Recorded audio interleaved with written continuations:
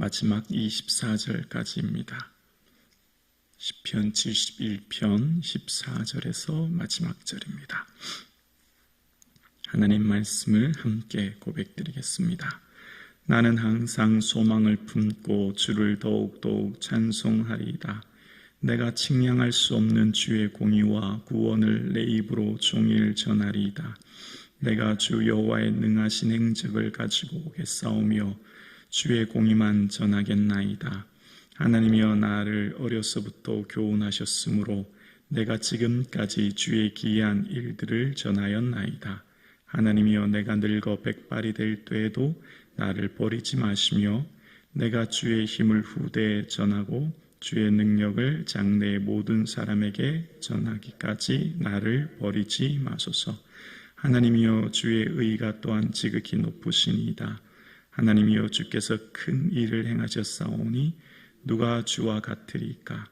우리에게 여러 가지 심한 고난을 보이신 주께서 우리를 다시 살리시며 땅 깊은 곳에서 다시 이끌어 올리시리이다. 나를 더욱 창대하게 하시고 돌이키사 나를 위로하소서. 나의 하나님이여 내가 또한 비파로 주를 찬양하며 주의 성실을 찬양하리이다. 이스라엘의 거룩하신 주여 내가 수금으로 주를 찬양하리이다. 내가 주를 찬양할 때에 나의 입술이 기뻐 외치며 주께서 속량하신 내 영혼이 즐거워하리이다. 나의 혀도 종일토록 주의 의를 작은 소리로 읊조리오니 나를 모해하려 하던 자들이 수치와 모한을 당함이니이다. 아멘. 노년이 되어 성숙한 믿음을 가진 시인은 이 세상을 살아가는 것이 내 마음, 내 뜻대로 되는 것이 아니라 오직 하나님의 뜻하심과 그 계획이 나의 삶에 이루어지며 이 세상을 살아가는 모든 삶의 소망은 오직 하나님 한 분밖에 없음을 깨닫게 됩니다. 그래서 오늘 시편의 14절에 보면 첫 시작의 주어가 나는 이라고 시작하죠. 14절과 15절과 16절에 공통되는 고백이 나는 그리고 내가입니다. 그리고 17절에 보면 하나님이여로 고백하죠. 우리의 믿음은 나와 하나님과의 관계로부터 시작합니다. 나와 하나님과의 깨어진 관계의 회복이 구원이지요. 나와 하나님과의 관계 속에 하사하는 대화가 기도이지요. 나와 하나님과의 관계 속에서 주님을 즐거워하고 찬양하는 것이 경배하는 것이요 예배인 것이지요. 그래서 오늘 시편의 시인의 기자는 이 세상을 살아가는 데 있어서 하나님 없이는 살 수 없음을 고백한 그는 나는 14절입니다. 나는 항상 소망을 품고 주를 더욱더욱 찬양하리다 라고 이야기합니다. 항상 끊임없이 소망을 품고 주님을 더욱더욱 찬양한다는 겁니다. 의지적인 결단이 들어있는 거예요. 여러분, 우리의 믿음은, 우리의 신앙생활은 저절로 이루어지는 것이 거의 없습니다. 하나님을 향한 의지적인 결단으로부터 시작되지요. 노년의 시인은 우리의 삶의 마지막까지 의지적인 결단으로 끊임없이 주님을 소망하고 더욱더욱 주님을 찬양하리라 결단하는 모습이 나옵니다. 여러분, 우리의 삶의 믿음이 저절로 자라지 않고 첫 번째는 하나님의 은혜요, 또한 우리의 두 번째는 의지적인 결단이 필요한 것이죠. 이렇게 그런 얘기 하잖아요. 이렇게 20일이 지나고 어느 정도 시간이 지나면 몸이 익숙해서 저절로 눈이 떠지고 습관이 된다고 하는데 참 쉽지 않은 것 같습니다. 그렇지 않나요? 여러분, 새벽 예배 나오는 거 여러분 수십 년 동안 새벽 예배 드리지만 저절로 이 새벽 예배 나오게 되던가요? 매 순간 의지적인 결단이 필요한 것 아닌가요? 아침마다 새벽마다 의지적인 결단이 필요하지 않습니까? 우리가 믿음으로 산다고 하는 건 매 순간마다 하나님을 향해 소망을 품고 의지적인 결단으로 주님을 향해 바라보는 삶이 필요한 것을 봅니다. 자, 그렇게 하면서 오늘 본문의 노년의 시인이 깨닫는 것, 그리고 고백하는 것은 하나님의 그 의는 셀 수가 없다는 겁니다. 측량할 수 없다는 거죠. 15절에 측량할 수 없는 주의 공의와 구원을 내 입으로 종일 전하리다 라고 이야기합니다. 이 세상을 살아가는 데 있어서 시간이 지나면 깨닫는 게 있어요. 젊었을 때는 내 의를 드러내려고 애를 쓰고 젊었을 때는 능력이 있어서 능력이 중요하다고 생각하는데 시간이 지날수록 깨닫는 것이 있습니다. 오직 하나님의 의만 드러나는구나. 이 세상에서 하나님의 의만 중요하구나. 과거에 젊었을 때는 나를 드러내고 내 능력을 드러내고 나를 높이는 삶을 살았는데 차츰차츰 시간이 지날수록 나타나는 것, 이 세상에 가치 있는 것, 이 세상에 추구해야 될 것은 하나님의 의구나라고 하는 것을 깨닫고 그것을 고백하는 삶을 살게 되는 것이죠. 그래서 젊었을 때 중요한 가치는 능력이었지 않습니까? 근데 이 세상의 능력으로 다 될 수 없다는 걸 알게 되죠. 그래서 주님을 소망하는 겁니다.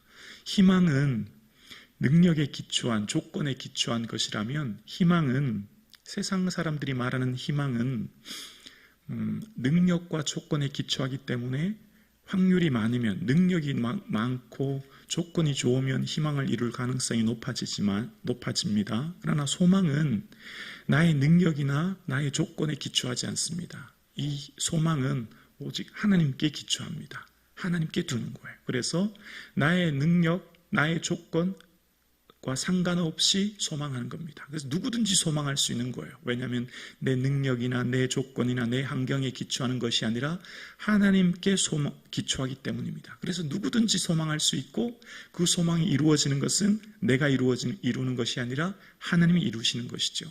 하나님이 해결하시는 것이고 하나님이 함께 하시는 거예요. 그것을 노년의 시인은 깨달은 거예요. 그래서 어떻게 해요? 항상 끊임없이 소망을 품게 되는 거예요. 내 능력이 아니라 하나님의 능력과 의를 의지하고 그래서 매 순간마다 주님을 바라보는 것입니다. 그래서 지난날의 모든 삶 가운데 행하신 주님의 의를 기억하는 것이죠. 16절입니다. 내가 주 여호와의 능하신 행적을 가지고 오겠사오며 주의 공의만 전하겠나이다. 여러분, 인생을 살면 살수록 깨닫는 것이 있죠. 인생은 결국 내 뜻대로 되는 것이 없구나. 다 나를 통해 하나님이 계획하신 그 뜻과 의가 이루어지는구나 라고 하는 것입니다. 주님이 나를 통해 나의 가정과 나의 삶과 우리 교회를 통해 하나님이 행하시는 그 일들을 우리는 결국 깨닫게 되고 우리는 결국 그것을 주님 앞에 가져갈 것입니다. 인생은 이야기죠. 우리의 이야기를 하나님 앞에 가져가게 될 때에 하나님께서 나를 통해 어떤 일을 행하셨는지를 고백하게 되는 것이죠. 내가 무엇을 계획하고 내가 어떤 일을 이루고 내가 어떤 것을 했습니다라고 고백하는 인생이 아닌 하나님께서 나를 통해 어떤 일을 계획하셨고 어떤 일을 이루셨고 어떤 일을 하셨습니다. 그 고백을 우리는 하나님 앞에 사게 될 거예요. 그래서 주의 능하신 행적을 가지고 우리는 주 앞에 갈 것입니다. 그 고백을 알게 된 시인은 이제 자신의 삶을 하나님께 의탁합니다. 17절이죠. 하나님이여 나를 어려서부터 교훈하셨으므로 내가 지금까지 주의 기이한 일들을 전하였나이다. 18절이요. 하나님이여 내가 늙어 백발이 될 때에도 나를 버리지 마시며 내가 주의 힘을 후대에 전하고 주의 능력을 장래 모든 사람에게 전하기까지 나를 버리지 마소서. 지금까지 늙어 백발이 될 때까지 하나님 저를 버리지 말아주세요. 하나님 내게 맡겨진 사명 이룰 때까지 주의 능력을 장래 모든 사람에게 전하기까지 주님께서 내게 주신 그 사명 이루기까지 나를 버리지 마시고 나와 함께 해주세요. 지금 기도하고 있습니다. 우리의 인생에 결국 모든 사람들은 나를 떠날 것입니다. 결국 모든 사람과 우리는 영원히 할 수 없지요. 오직 하나님만이 나와 함께 영원히 함께하고 계시고 하나님만이 나를 영원히 지켜주시고 하나님만이 나를 영원히 주의 품에 인도해 주실 것입니다.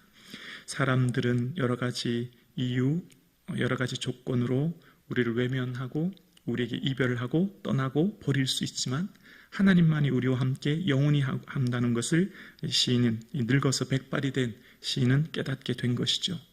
오늘 함께 예배드리시는 저와 여러분의 삶에 여러분을 영원히 지켜주시고 영원히 여러분과 함께 하실 분은 오직 한 분 살아계신 하나님이신 줄로 믿습니다. 그 하나님만이 우리에게 그래서 소망이 되는 것이죠. 이별은 우리에게 상처를 주고 고통을 주고 아픔을 주지 않습니까? 우리의 삶을 고통스럽게 하고 아프게 하는 것, 그 사랑하는 사람들의 이별로부터 오는 그 상처 속에 나이가 들면서 깨닫게 되었습니다. 백발이 되어 깨닫게 되었습니다. 사람들은 자신들의 생각과 자신들의 편견, 또 오해, 여러 가지 이유로 나를 떠날 수 있고 나를 버릴 수 있구나. 그러나 하나님만이 나와 함께 하시는구나 라고 하는 것을 깨달았고, 또 시인의 고백한 것 중에 이 고백이 20절에 나오는데요, 우리 20절을 밑줄을 치고 함께 고백했으면 좋겠습니다. 20절입니다. 우리에게 여러 가지 심한 고난을 보이신 주께서 우리를 다시 살리시며 땅 깊은 곳에서 다시 이끌어 올리시리다. 아멘. 나이가 많이 들어 노년에 깨닫는 것이 있습니다. 우리에게 닥치는 고난은 우연히 어쩌다가 타인에 의해서, 나에 의해서가 아니라 하나님이 허락하신 고난이라는 거예요. 자, 20절에 보세요. 우리에게 여러 가지 심한 고난을 보이신 주께서라고 하시는 거 표현 보이시죠? 여러 가지 시험을 주께서 우리에게 보여주신 거예요. 허락하신 거예요. 그러니까 젊었을 때는 왜라고 하는 의문점에 포커스를 두고, 하나님 왜 내게 이 고난 주셨죠? 그 사람 때문인가요? 이 환경 때문인가요? 나의 선택 때문인가요? 나의 실수 때문인가요? 하나님 도대체 왜죠?